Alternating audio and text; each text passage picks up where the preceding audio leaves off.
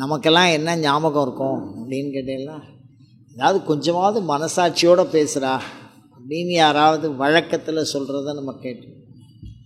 அந்த மனசாட்சியோடு பேசு அப்படின்னு எந்த சூழ்நிலையில் சொல்லுவோம் அப்படின்னா, ஏதோ முன்பின் முரணாக பேசும்போது மனசாட்சியோடு பேசினா தேவையில்லை அப்படின்னு நம்ம சொல்கிறோம்.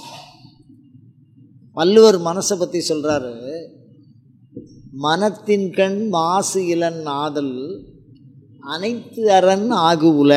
அந்த வார்த்தையோடு இல்லாமல் நீர பிற அதுக்கு தாண்டி ஒன்றும் இல்லை அப்படின்னுட்டார். ரெண்டு பக்கத்தாலையும் அன்வய வியாப்தி வெதிரேகா வியாப்தின்னு சொல்லுவோம்.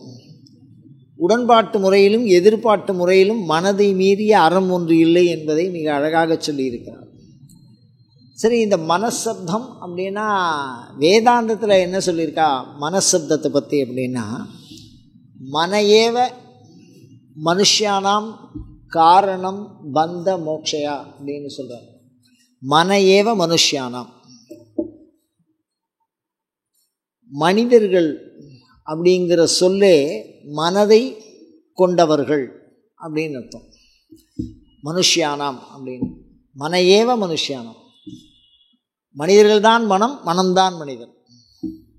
காரணம் பந்த மோக்ஷயா, அவன் கட்டுப்படுவதற்கும் விடுதலையாவதற்கும் மாட்டிக்கொள்வதற்கும் வெளிப்படுவதற்கும் சிக்கிக்கொள்வதற்கும் சிக்கல்களை நீக்கி கொள்வதற்கும் எது காரணமாக இருக்கிறது, அவரவர்கள் மனதுன்னு சொல்லிவிட்டார்.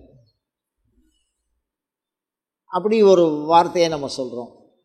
இந்த வார்த்தையெல்லாம் வச்சுண்டு மனதுனா என்ன, அது ஆத்மா கூட எந்த அளவுக்கு சம்பந்தம் வச்சுருக்கு அப்படிங்கிறது தான் இப்போ நம்ம சிந்திக்க வேண்டியதாக இருக்குது.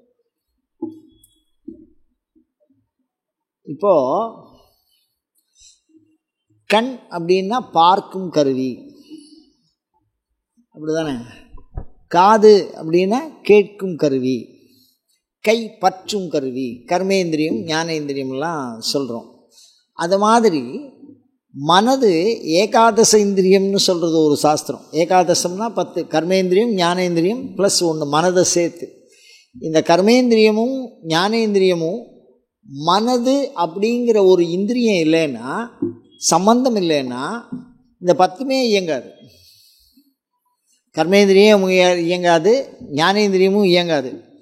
இந்த 10ஐயும் நம்ம நிகழ்ச்சிகளெல்லாம் கோஆர்டினேட் அப்படின்னு சொல்லுவாங்க, ஒருங்கிணைப்பாளர் அப்படின்னு.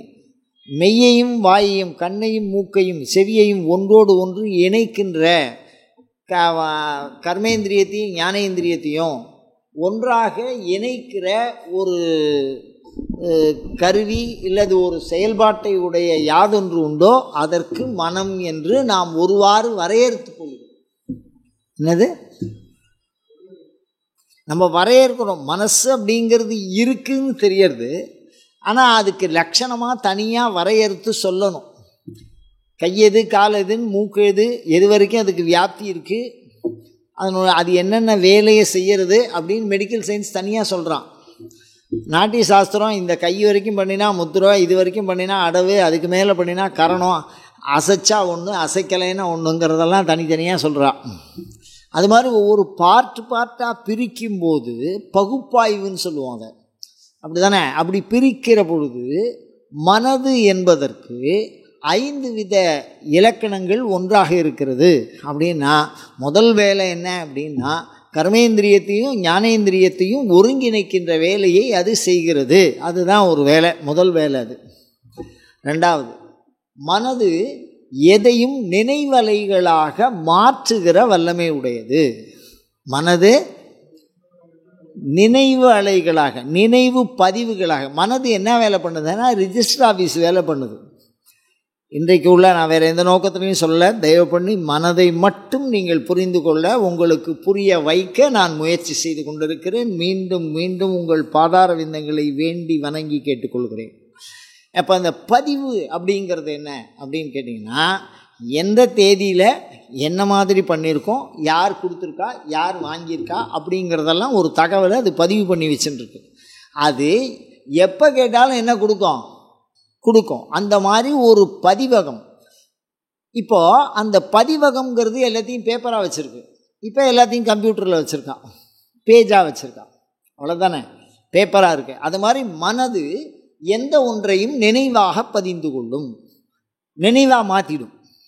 ஒரு விஷயத்தை நினைவாக மாற்றிடும்.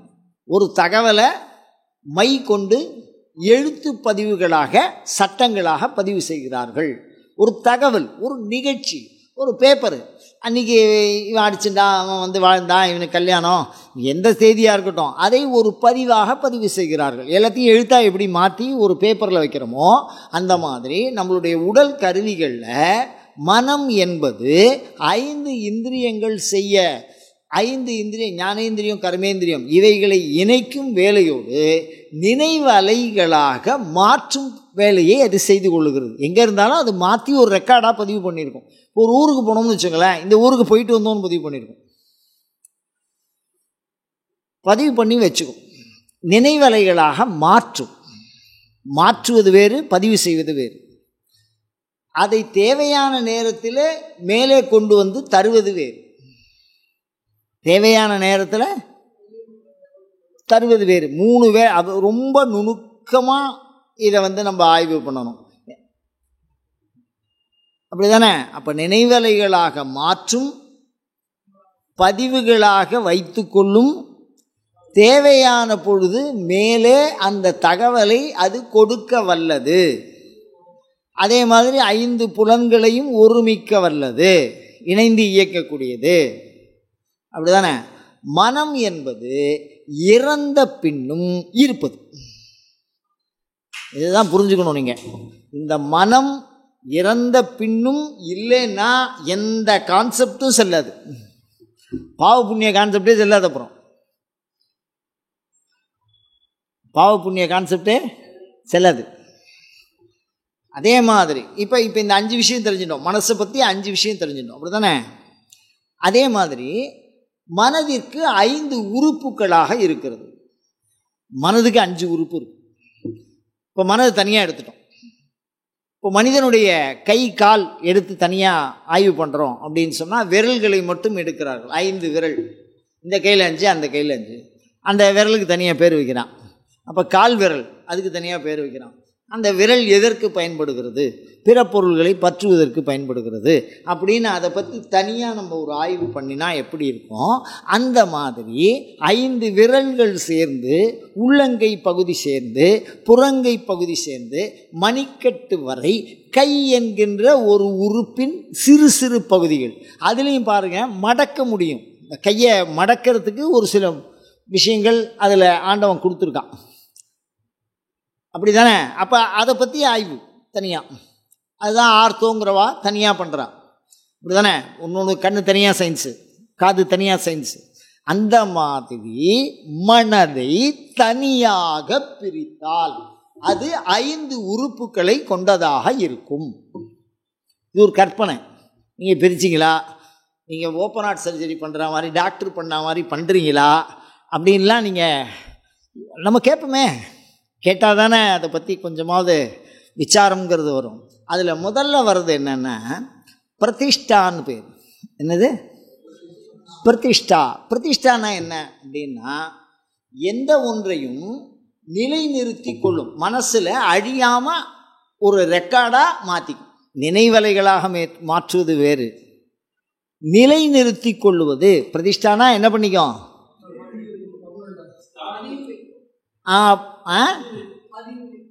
பதிவு வச்சுக்கலாம். அது வந்து டெலிட் கொடுக்காது, பிடிச்சிக்கும். அதுக்கு பேர் பிரதிஷ்டா அப்படின்னு பேர், பிரதிஷ்டா கலை அப்படின்னு பேர்.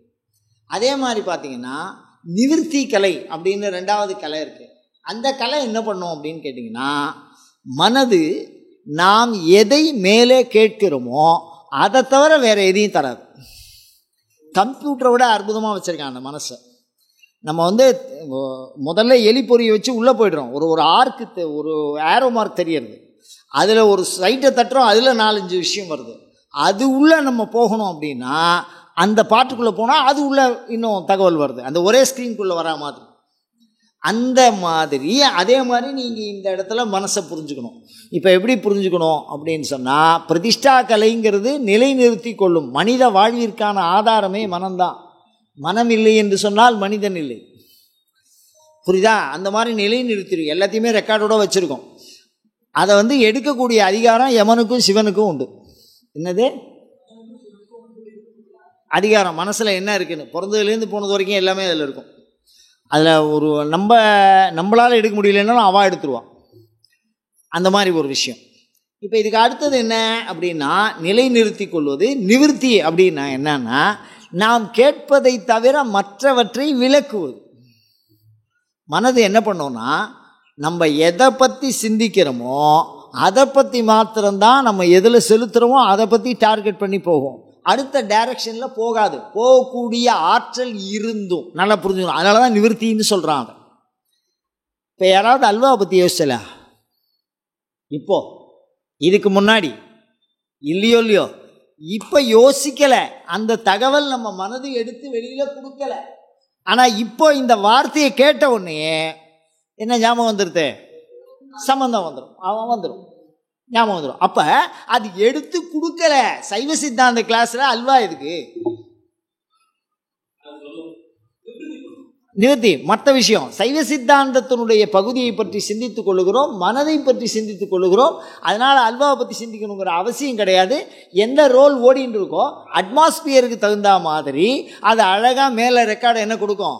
மற்ற ரெக்கார்டை கொடுக்காது. புலன்களின் வழி தீண்டப்பட்ட ரெக்கார்டை மாத்திரம்தான் அது கொடுக்கும். இல்லைனா அது சம்பந்தமான சப்தம் கேட்டால் மாத்திரம்தான் பிற விசாரம் வரும், இல்லைன்னா வரவே வராது. அதனால தான் நிவிர்த்தின்னு சொல்கிறோம். நிவிர்த்தின்னு ஏன் சொன்னான்னா, மற்றவற்றை விலக்கி தேவையானவற்றை கொடுக்கிறது. அந்த நிவிர்த்திக்கு தான் இந்த இடத்துல முக்கியத்துவம். ஏன்னா அது எப்படி இருக்குது அப்படின்னா, நம்ம ஒரு உதாரணத்துக்கு சொல்லணும்னா, குளத்துக்கு போனால் பாசி இருக்க மாதிரி இருக்குது. அந்த மாதிரி மனம் எல்லா விதமான எண்ணங்களாலும் நிறைந்திருக்கிறது. அதில் ஒரு கல் ஒரு திருப்பி ஒரு விருத்தியை உற்பத்தி பண்ணுறோம்னா அது கொஞ்சம் விலகும் பாருங்க. அந்த மாதிரி அந்த ஒரு பகுதி உண்டியும் தண்ணி பாசி விலகி தண்ணி தெரிகிற மாதிரி அந்த ஒரு பகுதியை கொடுக்கும். அப்போ மற்றது முழுக்க என்னத்தை பண்ணுது? அது வெளிப்படாமல் தடுக்கிறது ஒரு பெரிய விஷயம் நிவிர்த்திங்கிறது. நிவிர்த்தி இல்லைன்னு வச்சுங்களேன், மனுஷனால் வாழவே முடியாது, பைத்தியம் பிடிச்சிடும். இந்த சரீரத்தை வச்சு பேலன்ஸ் பண்ண முடியாது. அதனால் நிவர்த்தி கலை ரொம்ப முக்கியமான கலை. அது பிரதிஷ்டா கலை, நிவர்த்தி கலை.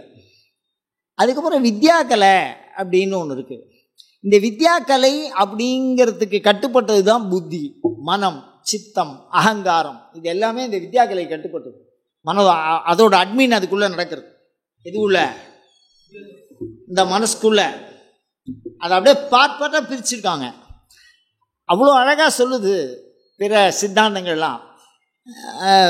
சூன்யவாதம் பண்ணும்போது இந்த மனசை பற்றி அவ்வளோ அற்புதமாக சொல்கிறாரு. புத்த மதத்தில் அவ்வளோ அற்புதமாக சொல்கிறாங்க. சமணம் அதை விட தெளிவாக சொல்லுது. ஒவ்வொரு சமயமும் மனதை பற்றி எல்லாவற்றையும் ஏற்கிறது. அதில் எந்த விதமான சந்தேகமும் இல்லை. வேறு வேறு விதமான விஷயமாக பார்க்கிறது. அது எல்லாவற்றையும் நாம் பார்த்து தொகுத்து தான் இப்போ நம்ம ஒரு சமயம் சாராமல் மனம் சார்ந்து ஒரு ஆய்வு கருத்தாக நம்ம இதை பார்க்குறோம். அப்படி பார்க்குற போது வித்யா கலைங்கிறது என்ன அப்படின்னு கேட்டிங்கன்னா, விசேஷதா தியாயத்தே இது வித்யா. அதாவது இப்போ எதை சிறப்பாக நீங்கள் எண்ணுகிறீர்களோ அதை மட்டும் உங்கள் அனுபவ சாத்தியப்படுத்துவது. அதுக்கு முன்னாடி உள்ளது அனுபவ சாத்தியப்படாது. மனதோடு சம்பந்தம் இல்லாத எந்த ஒன்றும் ஆன்மாவிற்கு அனுபவமாக ஆகாது. இந்த விஷயம் புரிஞ்சுக்கணும். மனதோடு சம்பந்தம் இல்லாத ஆன்மாவுக்கு எந்த அனுபவமும் என்ன வராது, அனுபவிக்கவே முடியாது. எதுவாக இருந்தாலும் கையெழுத்து வேணும் அப்படிங்கிற மாதிரி மனதோடு. கவர்னர் கையெழுத்து இல்லாமல் எந்த விஷயமும் சொல்லாது. நான் வேறு எந்த நோக்கத்திலையும் சொல்ல, தயவு பண்ணி சொல்கிறேன், உங்கள் பாதார விதங்களை கேட்டுக்கிறேன். அரச கட்டளை இல்லாமல் எந்த ராஜ்யமும் இயங்காது. அந்த மாதிரி மனதுங்கிறது எல்லாத்தோடையும் சம்மந்தப்பட்டிருக்கும். இப்போ வித்யா கலைங்கிறது ஏன் எதை சொல்கிறேன் அப்படின்னா, எல்லாத்துக்கூடையும் சம்மந்தப்பட்டிருந்தா கூட காலத்தோடு தொடர்புடையது மனது. அதை ஒன்றே நீங்கள் புரிஞ்சுக்கணும். இந்த காலம் அப்படிங்கிற விஷயம் வேறு யாருக்கும் கிடையாது. கடவுள் இருக்கிற இடத்துல காலம் கிடையாது. காலனை சம்மாரம் பண்ணினவர் காலசம்மாரமூர்த்தி. நம்ம சைவஸ்தானத்துக்கு போக வேண்டாம், ஒரு பயம்தான் எனக்கு. என்னன்னா, இந்த காலத்துக்கு அவருக்கு தான் காலம். இறைவன் காலத்தை அழித்தான்னு இருக்க, நம்ம அழிக்கலை. நம்மலாம் காலத்துக்கு தான் என்ன பண்ணிட்டு இருக்கோம், இறைவனை தவிர பாக்கி எல்லாருக்கும். நமக்கும் இறைவனுக்கும் ஒரு வித்தியாசம் இருக்குன்னா, அவனுக்கு காலம் கட்டுப்படுது, நாம காலத்துக்கு கட்டுப்படுறோம். என்னது கட்டுப்பட்டு இருக்கோம். ஆமாம், நீங்கள் தர்மமாக இருந்தாலும் காலம் கொண்டு போகும், அதர்மமாக இருந்தாலும் காலம் கொண்டு போகும், எல்லாவற்றையும் காலம் கொண்டு சென்று விடும். அதனால் அந்த கால தத்துவங்கிறதுல கடந்த காலத்தோடும் நிகழ்காலத்தோடும் எதிர்காலத்தோடும் தொடர்பு உடையது இந்த மனது. மனிதனுக்குள்ள மூணுத்தையும் போட்டு பஞ்சாமிர்தம் பண்ணுறது எது அப்படின்னா மனசு தான். காரணம் என்னன்னா, ஒரு விஷயத்தை அது எடுத்துட்டா அதில் இருக்கக்கூடிய பதிவு நினைவலைகளை எடுத்துட்டா அந்த நினைவலைகளோடு அதுக்கு உண்டான தொடர்பு அதை எடுத்துட்டா அதனுடைய தொகுப்பு, தகவல் தொகுப்பு எவ்வளவு. இப்போ இந்த ஒலிபெருக்கியை நான் காண்கிறேன், ரொம்ப காலமாக அவர் வச்சுருக்காரு, நானும் அதுக்கு முன்னாடி தான் பேசுகிறேன், அப்படி தானே. என்னை பற்றி அதை பற்றி அதில் எனக்கு ஒரு பெரிய விசாரம்லாம் இல்லை. ஆனால் இதை உற்பத்தி பண்ண நிறுவனமாக இருந்தால் அதை என்ன பண்ணுவான், ஒரு என்ஜினியராக இருந்தால் சின்னதாக இருக்கலாம், இது பெருசாக இருக்கும், இவ்வளோ பெருசாக இருக்குது, குரல் எப்படி கேட்குறது, அந்த மாதிரிலாம் இதை பற்றிலாம் ஒரு ஆய்வு. இப்போ நம்ம சைவ சித்தாந்தத்தில் மற்றதை ஆய்வு பண்ணுற மாதிரி அவன் மைக்கை என்ன பண்ணுவான், ஆய்வு பண்ணியிருப்பான். அவனுக்கு அந்த நாலெட்ஜ் என்ன இருக்கு, அதில் பிரவருத்தி இருக்குது, அப்படி தானே. மற்ற விஷயத்தில் நிவர்த்தி இருக்குது. அந்த மாதிரி மனம் அப்படிங்கிறது வித்யா கலையில் வரும்போது, நல்லா ஞாபகம் வச்சுக்கணும், மனம் வித்யா கலையில் வரும்போது காலத்தோடு தொடர்பு படுகிறது, அது நிகழ்காலத்திற்கு முக்கியத்துவத்தை தருகிறது. அதுக்கு தான் நான் சொல்ல வரேன். நிகழ்காலத்துக்கு லேட்டஸ்ட் மைக்குங்கிறது வேற. இப்போ ரொம்ப சின்னதாக வந்துடுது மைக்கெல்லாம், சட்டையில் போட்டுக்கிற லெவலுக்கு வந்துடுது, கேமராக்குள்ளே வச்சுக்கிற லெவலுக்கு வந்துடுது. ஆதி காலத்தில் ஒரு பெரிய விஷயத்தை செஞ்சுன்னு வந்த விஷயத்த நம்ம இப்போ பண்ணிட்டு வரோம். அந்த மாதிரி இது தொடர்பாக எனக்கு பதிவு அதிகமாக எனக்கு இல்லை. இப்போ ஒரு சாமிக்கு விநாயகருக்கு ஏன் யானை தலை அப்படிங்கிறதெல்லாம் என் மனசில் அதிகமாக இருக்கும். ரெக்கார்டு என்ன ரெக்கார்டு, 24 மணி நேரமும் அங்கே தான் கோயிலில் பூஜை பண்ணுறேன், அதனால் எனக்கு அதை பற்றி என்ன இருக்கும். ரஷ்யாவில் ஒருத்தர் மிலிட்ரியில் இருக்காருன்னு வச்சுங்க, அவருக்கும் பிள்ளையாருக்கும் என்ன சம்மந்தம் இருக்க போகிறது, அவருக்கு அந்த பதிவே என்ன இருக்காது, இருக்க வாய்ப்பே இல்லை, அப்படி தானே. அப்போ அதுலேருந்து நம்ம என்ன புரிஞ்சுக்க வேண்டியதாக இருக்குன்னா, ஒரு தகவல், அதை பற்றிய தொடர் தகவல், அதை பற்றிய நுண் தகவல் அப்படின்னு கிளாசிஃபிகேஷன் பண்ணி வகுத்தும் தொகுத்தும் பகுத்தும் படிக்கிறது. வகுப்பது வேறு, தொகுப்பது வேறு, பகுப்பது வேறு. வகுப்பது வேறு, பகுப்பது வேறு. 3 வேலையும் இது பண்ணுறது என்னது, மனசு. தன்னை அறியாமலே தானாகவே செஞ்சுக்கும். மனது இல்லைன்னா யாருமே டிரைவ் பண்ணவே முடியாது. தானாகவே நல்ல வண்டி ஓட்ட தெரிஞ்சவங்க பேசிக்கிட்டே பின்னாடி பேசிக்கிட்டே வண்டி ஓட்டுவாங்க.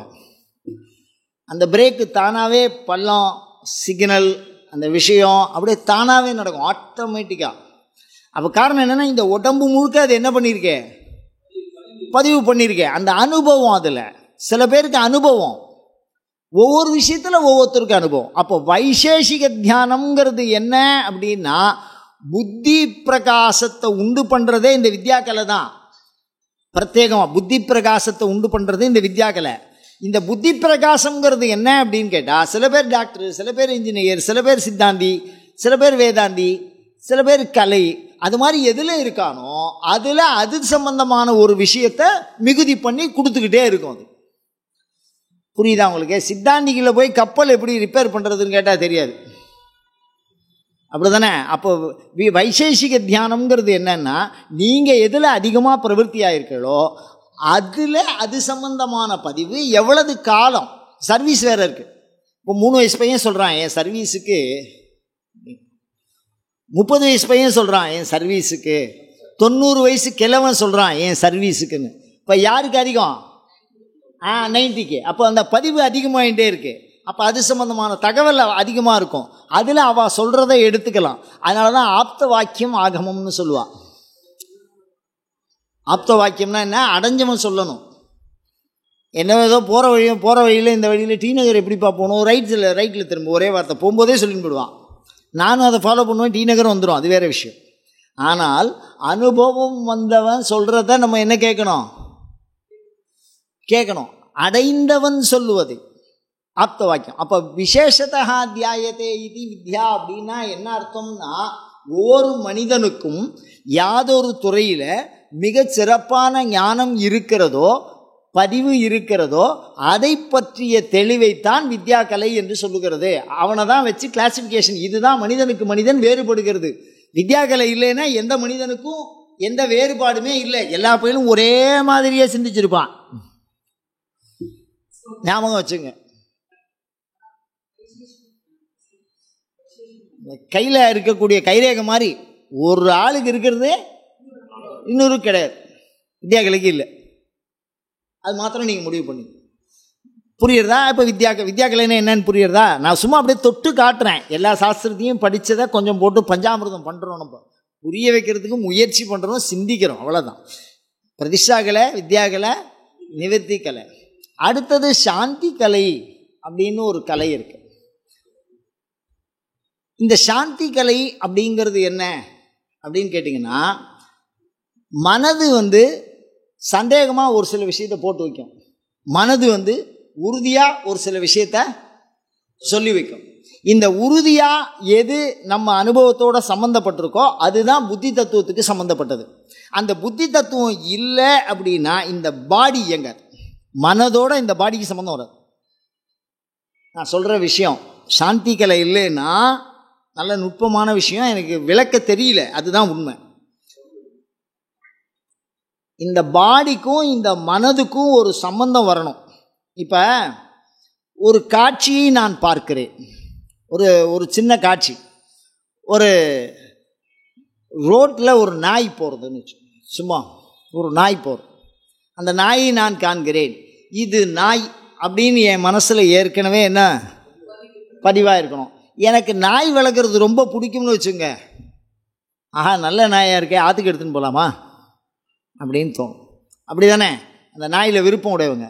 நாய் ஐயோ அதெல்லாம் பெரிய வியாதிலாம் வந்துடும், அதுக்கு உடம்பெல்லாம் ஏதோ இருக்கும்பா, அதெல்லாம் சரிப்பட்டு வராது அப்படின்னு அந்த ஞாபகமும் என்ன வரும், வந்துடும்.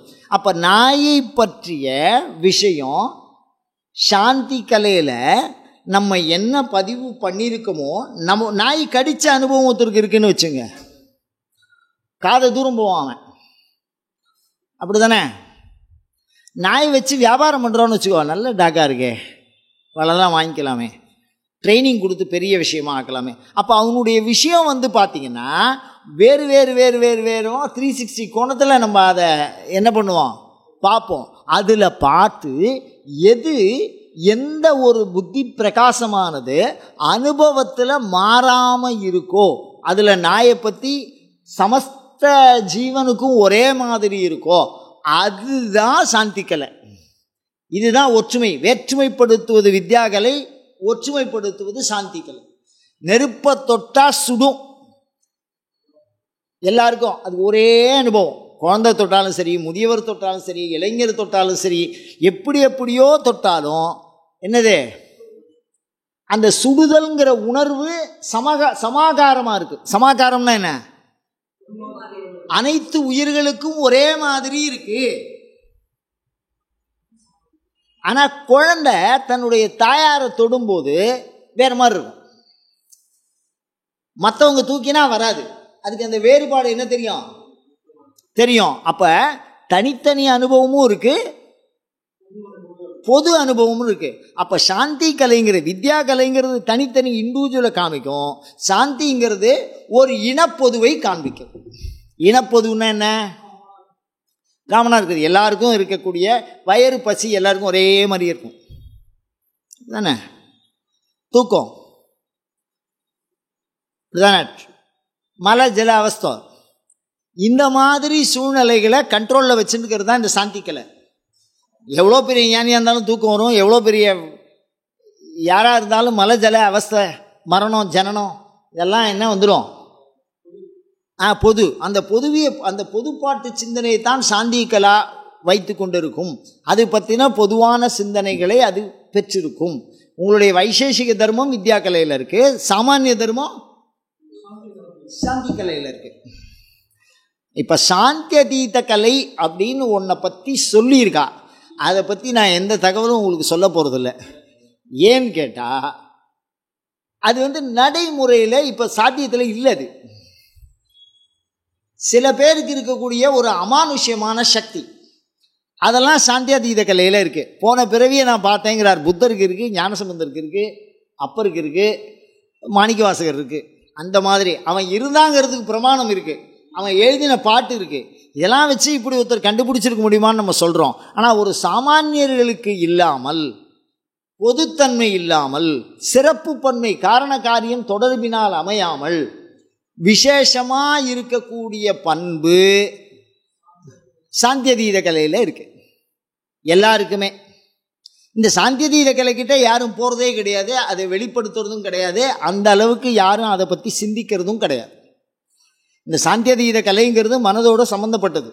இதை ஒரு சைக்காலஜியில் ஒரு பிரிவாக ஆய்வு பண்ணுறேன். அமானுஷ்யமான மனிதர்கள், சில சிறப்பு ஆற்றல் மிக்க மனிதர்கள், சில கொடுமைக்கார மனிதர்கள், சில கருணைக்கார மனிதர்கள். ஒரு கருணையினால் தன்னுடைய உயிரையே தியாகம் பண்ணுறவனுடைய விஷயத்தையும் சைக்காலஜியில் படிக்கிறான். கொடுமை ஒரே நேரத்தில் ஒரு கெல்லட்டின்னு ஒரு மெஷின் வச்சு ஒரு ஹிட்லர்னு ஒரு வரலாற்று பதிவில் கொலை பண்ணியிருக்கான்னா அது எவ்வளோ பெரிய விஷயமா இருக்கும். ஒரு ஒரு நினைக்கும் பொழுதெல்லாம் உருக வைக்கக்கூடிய ஒரு பண்பு, இரக்கமற்ற ஒரு பண்பை எப்படி செய்தார்கள், அவர்களுடைய மனநிலை எப்படி இருந்தது, அப்படிலாம் இருக்கக்கூடிய அமானுஷ்யமான சாதாரண மனிதர்களுக்கு இல்லாமல், வேறு எந்த உதாரணமும் இல்லாமல், இந்த வித்யா கலை இல்லை, தனி கலை இல்லை, சாந்தியாதீத தேவதை கூட சம்பந்தம் இருக்கிறதுக்கு. சாந்தியாதீத கலை கூட தேவதை கூட. புத்தர் மிக வேகமாக ஒரு இடத்துக்கு போகிறான். அவர் கடவுளை ஒத்துக்கலை, அதெல்லாம் எதுவுமே விஷயம், அந்த விஷயத்துக்கு நம்ம போகல. ஆனால் மிக விரைவாக ஒரு இடத்துக்கு இங்கேருந்து நினச்ச மாத்திரத்தில் போகக்கூடிய ஆற்றல் அவருக்கு இருந்திருக்கு. ஆகாச கமனம். அதே மாதிரி ஒருத்தரை பார்த்தா அவரை எந்த வகையில் இல்லை அவரை எந்த அளவுக்கு வசப்படுத்துறதுங்கிறது புத்தருக்கு தெரியுமா. அப்படி பார்த்த மாத்திரத்திலேயே அவர் சொல்லிட்டு வரான். அந்த வசித்து அந்த மாதிரி ஒரு பேராற்றல். அது நீங்கள் சைவத்தில் ஒன்று சொல்லுங்க, வைணவத்தில் ஒன்று சொல்லுங்க, நான் அந்த விஷயத்துக்குள்ளே போல. சாதாரண மனிதர்களிடத்து இல்லாமல் சிறப்பு மனிதர்களிடத்திலே இருக்கக்கூடிய பண்பைத்தான் இந்த இடத்துல விசேஷமாக சொல்கிறோம். சாந்தியதீத கலைன்னு பேர். சில பேருக்கு அந்த ஆற்றல் என்ன இருக்கே அப்படி நம்ம எடுத்துக்கணும்னா சைவ சித்தாந்தத்தில் உதாரணமாக அப்பர் சுந்தரர், மாணிக்கவாசகர், திருஞான சம்பந்தர், இந்த மாதிரி ஆட்களை நம்ம எடுத்துக்கலாம். ஏன்னா அவள் பண்ணியிருக்கா, அவள் வாழ்ந்ததுக்கு உண்டான பண்பு இருக்குது. அவளுக்கு மாத்திரம் சாந்தியதீத கலை பிரகாசமாக இருந்திருக்கு. ஆனால் மற்றவாளுக்கு இல்லாதது கிடையாது. இப்போ ஏதாவது ஒரு அது பேர் என்ன, சிலந்தி பூஜை பண்ணுறது, பூர்வ ஜென்ம ஞாபகம் இருக்குது, அவன் மறுபிறவிலையும் யானை பேரில் கோபமாக இருந்தான்னா எவ்வளோ பெரிய கோபக்காரனாக இருப்பாங்க. ஆனால் அதை யோசிக்க முடியல நம்மளால். சிவபெருமானை கும்பிடுறதை யோசிக்க முடியுது, மறுபிறவிலையும் யானை பேரில் கோபம் இருக்குன்னா அது தெரிஞ்சு சொல்கிறானா, இல்லை பாஷ்யம் பண்ணுற யாராவது எதையாவது கிளப்பி விட்டுருக்கானா, சிவபூஜை பண்ணுறவனுக்கு கோபம் வருமா, அதெல்லாம் ஏகப்பட்ட சந்தேகம் இருக்குதுல்ல. புரியுதா உங்களுக்கு? அப்போ அமானுஷ்யமான பண்பு, அதனால் சாந்தியதீத கலை. இந்த 5 கலைகளோடும் தொடர்புடையது எது? மனம். இதெல்லாம் விட்டுருவோம். இப்போது நம்ம தலைப்பு என்ன? மனது. அதை பற்றி நிறையா சாப்டர் இருக்குது, நம்ம அதுக்குள்ளேலாம் போகலை. ஆத்மாவுக்கும் மனசுக்கும் என்ன சம்பந்தம்னா, ஆத்மாவுக்கும் மனசுக்கும் செல்லு சிம் கார்டு சம்பந்தம். என்னது?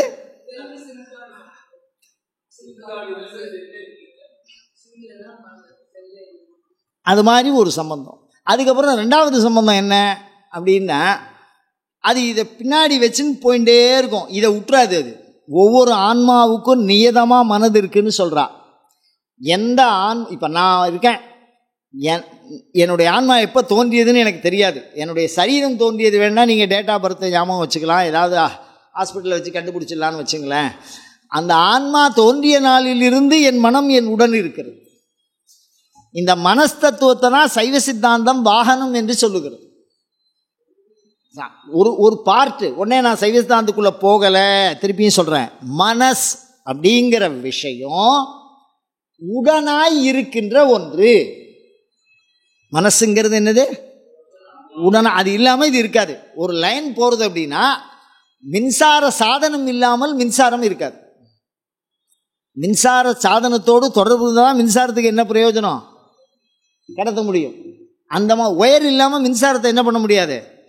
கொண்டு வர முடியாது. அந்த மாதிரி ஆத்மா கூட நித்திய சம்பந்தம் இருக்கு மனசுக்கு. அதனால அதனால தான் சொன்னான், நெஞ்சார பொய்தன்னை சொல்ல வேண்டாம். ரொம்ப அழகா சொன்னாங்க. அதனால தான் அஹிம்சா மனதோட தர்மம், இந்திரிய நிகிரகம் மனதோட தர்மம், தபஸ் மனதோட தர்மம். நல்லா யோசிச்சு பாருங்க. இது எல்லாத்துக்குமே என்ன? மனசோட சம்பந்தம். மனசு இல்லைன்னா எல்லாவற்றையும் நாம் இழக்க வேண்டி நேரிடும். அதோட ஒரு ஃப்ரேமும் நமக்கு ஒர்க் ஆகாது. அதனால ஆத்மாவுக்கும் மனசுக்கும் நித்திய சம்பந்தம். அது இறந்த பின்னும் ஆன்மாவை தொடர்ந்து செல்லுகிறது. அது 100 பசுமாட்டுக்கு நடுப்புற எப்படி தன்னுடைய கன்றானது தாய்க்கன்று எப்படி தெரிஞ்சுக்கிறதோ, கண்ணுக்குட்டிகிட்ட போய் சேர்ந்துருமோ, அந்த மாதிரி நம் மனது நம் உடல் முழுவதுமாய் அழிக்கப்பட்டாலும் நம் ஆன்மா எங்கு சென்றாலும் அதை பின்தொடர்ந்து சென்றுவிடும். அது மட்டுமே நம்ம கூட இருக்கும். கடவுள் இருக்காருன்னு நான் சொல்லலை, நான் திருப்பியும் சொல்கிறேன், எந்த விஷயத்துக்கு போல இறந்த பின்னும் மனம் நம்முடன் இருக்கிறது. ஆனால் என்ன பிரச்சனைன்னா, இப்போ இறந்த பிறகு மனசு இருந்தால், ஒரே ஒரு கேள்வியோடு நான் முடிக்கிறேன். இறந்த பிறகு மனசு இருக்குது அப்படின்னு சொன்னால் ஆன்மாவுக்கு சிந்திக்க முடியுமான்னா முடியாது. இறந்த பிறகு மனசு கூட தான் இருக்கும், ஆனால் சிந்திக்க முடியாது. மனமாக இருக்காது. மனமாக இருக்காது. ஆனால் அதை திருப்பி எங்கே போட்டு நீங்கள் உடம்போட சேர்த்து திருப்பி ஜாயின் பண்ணால் அப்போ பூர்வ ஜென்ம ஞாபகம் வருமானு கேட்டால், அதுவும் பிரச்சனை தான். அப்போ மனம் எப்படி இருக்குது அப்படின்னு கேட்டால் பரமாணு ரூபமாக இருக்குது. பரமாணு ரூபங்கிறது என்ன அப்படின்னா, நல்லா தெரிஞ்சுங்க, தங்கமாக இருக்கிறது ஆபரணமாக இருக்கிறதுக்கும் உண்டான வித்தியாசம். தங்கமாக இருக்கிறதுக்கும் அவ்வளோதான். நீங்கள் சரீரத்தோடு சம்மந்தப்படும் போது மூக்குத்தி தோடு அந்த மாதிரி விஷயமா இருக்குது. ஆத்மா கூட சம்மந்தப்படும் போது வெறும் கண்டென்ட்டாக இருக்குது. இந்த வெறும் கண்டென்ட்டு எந்த உறுப்பில் சேர்ந்தது, அது எத்தனை விதமான மாறுதலுக்கு உட்டானதுன்னு யாருமே சொல்ல முடியாது. ஒரு தாலி அழித்து மூக்குத்தி ஆக்கியிருக்கான், மூக்குத்தி அழித்து தோடு ஆக்கியிருக்கான், தோடு அழித்து செயின் ஆக்கியிருக்கான், செயின் அழித்து மோதிரம் ஆக்கியிருக்கான், மோதிரத்தை அழித்து உருட்டாக்கியிருக்கான். ஆனால் எல்லாத்துக்கும் ஒரே தங்கம்தான். அந்த தங்கத்தின் பண்பு ஒரு சிறிதும் கெடாமல், நான் சொல்கிறது சேதாரம்லாம் இல்லாமல். நீங்கள் உடனே நம்பால் தங்கம்னா உடனே சேதாரம்பா, அதுக்கப்புறம் எங்கே போகிறதுமா, அந்த விஷயத்துக்குள்ள நான் போகலை. வேறு எந்த நோக்கத்துலேயும் இதை சொல்லலை. நான் சொல்கிறது என்னென்னா, இந்த உருவத்துக்கும் அருவத்துக்கும் ஒரே ஒரு வித்தியாசம். அது ஆன்மாவுக்கு பயன்படாது. நீங்கள் 10 கிலோ தங்கம் வச்சுக்கலாம், ஒரு அழகான பெண்ணுக்கு அதை என்ன பண்ண முடியாது, கூட்ட முடியாது. அப்படியே கிலோவாக இருக்கும், அப்படியே கையில் இருக்கும். அதை வச்சுட்டு ஆபரணமாக என்ன பண்ண முடியாது. அப்படி இருந்தால் தான் அதுக்கு பிரயோஜனம். அப்போ மனதோட பிரயோஜனத்துவம் ஆன்மா செல்ஃபாக என்ன அனுபவிக்க முடியாது, இதுவும் அதுவும். ஆனால் இது அதை விட்டுட்டு இருக்காது. எதை விட்டுட்டு இருக்காது? மனது இருக்காது. ஆன்மாவே இருந்தாலும் மனசு இருக்காது. இது போய் தானாகவே அதில் என்ன பண்ணிடும், சேர்ந்துடும். அப்போ விரிந்து சேரக்கூடிய பண்புடையது. அது பிரிதலும் சேருவதுமான பண்பு. நீங்கள் எங்கே இருந்தாலும் உங்கள் கையில் இருக்கிற செல்லு, நீங்கள் அதில் ஏதோ ஒன்று வச்சுருக்கா, அந்த இடத்துல இருந்தால் அது கண்டுபிடிச்சி இழுத்துடலாம். இந்த ஆள் இங்கே தான் உட்காந்துருக்கான்னு. என்னது? ஜிபிஆரா? அது மாதிரி ஆன்மாவோட இந்த தொடர்பில் மனசு என்ன இருக்கு, எங்கே இருந்தாலும் அந்த விஷயத்தை நீங்கள் கண்டுபிடிச்சிடலாம்.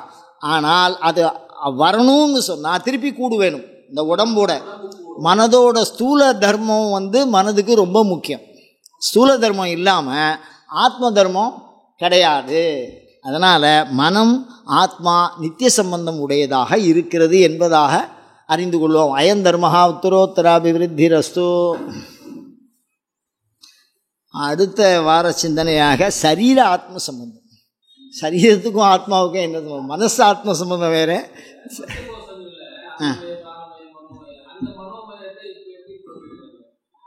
மனோமயம் அப்படின்னா இப்போ இந்த இடத்துல எப்படி சொல்லணும், நீங்கள் எப்படி கேட்குறீங்கன்னா, ஆன்மாங்கிறது ஒரு இல்லை ஆத்மா சம்பந்தம் இருக்குது. ஆனால் என்னென்னா, கோஷம் என்ற சொல்லே உரை என்பது பொருள். அதுக்கு தனி உயிர் கிடையாது, தனி இயக்கம் கிடையாது. இப்போ ஒரு டயர் இருக்குது, டயருக்குள்ளே டியூப் இருக்குது, டியூப்புக்குள்ளே காற்று இருக்குது, ஒன்றுக்குள்ளே ஒன்று இருக்குது அப்படிங்கிற மாதிரி தான் சொல்லியிருக்கான். அப்படி சொல்லியிருந்தா எதுவுமே அந்த கார் போடும்போது மாத்திரம்தான், காரில் சுற்றும்போது தான் அந்த டயருக்கு மரியாதை. அந்த தனியாக அதுக்கு சுபாவ பிரவருத்தியில் அதுக்கு பலன் எதுவும் இல்லை. அப்போ கோஷங்களை தனியாக பிரித்தா எப்படி ஆகிடும் அப்படின்னா, முதல்ல தேங்காய் மட்டை தனியாக வெறும் பச்சை கலரில் வந்துடும். அதுக்கப்புறம் பார்த்திங்கன்னா வெறும் மட்டையாக இருக்கும். அதுக்கப்புறம் பார்த்தா ஓடு, அதுக்கப்புறம் பார்த்தா உள்ள ஒரு கலராக இருக்கும். அதுக்கப்புறம் தேங்காய் தனியாக ஒரு கலராக இருக்கும். அதுக்கப்புறம் இளநீ இருக்கும். அந்த மாதிரி ஒன்றிலிருந்து ஒன்று, ஒன்றிலிருந்து ஒன்றாக இருந்தாலும் அது ஆன்மா அல்ல, ஆன்மா அல்ல. இப்போ மனது ஆன்மாவை எப்படி பற்றி இருக்கிறது என்று வேண்டுமானால் மனோமய கோஷத்தை நம்ம எடுத்துக்கலாம். அது எப்படி இருக்கு அப்படின்னா, ஆன்மா ஆகாசமாக இருந்தால், உள்ளே இருக்கிற கொப்பரை தேங்காயில் நடுப்புற இருக்கிற கேப்பா ஆன்மா இருந்தால், அதுக்கு கோஷமாக எது இருக்கும்? மனசு இருக்கும். அது அந்த வத்தி போன கொப்பரை தேங்காயாக இருக்கும், அவ்வளோதான். அப்போ அந்த கேப் அது உள்ள தானே இருக்கே, அதை நீங்கள் தனியாக என்ன எடுக்க முடியாது. அந்த கொப்பரை தேங்காய் எடுத்துட்டிங்கன்னா பராகாசத்தோடு கலந்துடும், வெளியில் வந்துடும். அதனால் இப்போ அந்த அளவுக்கு தான் அதை நம்ம சொல்லலாம். சூழ நின்ற ஒரு தொடர்பு, ஆன்மாவை சுற்றி நிற்கின்ற, ஆன்மாவிற்கு எல்லை வகிக்கின்ற, ஆன்மாவுக்கு எல்லை கிடையாதுன்னு ஒரு வாதம் இருக்குது. அதனால் இப்போ மனம் என்ன பண்ணிடும்? அதை சூழ்ந்துருக்கு, அவ்வளோதான். இப்போ இன்னைக்கு பார்க்குற சப்ஜெக்ட் அணுத்துவம் யாருக்கு? மனசுக்கு ஆத்மாவுக்கு சொல்லலை. நான் சம்பந்தம் தான் பேசுகிறேன். அயம் தர்மா உத்தரோத்தரா விருத்தி ரஸ்து.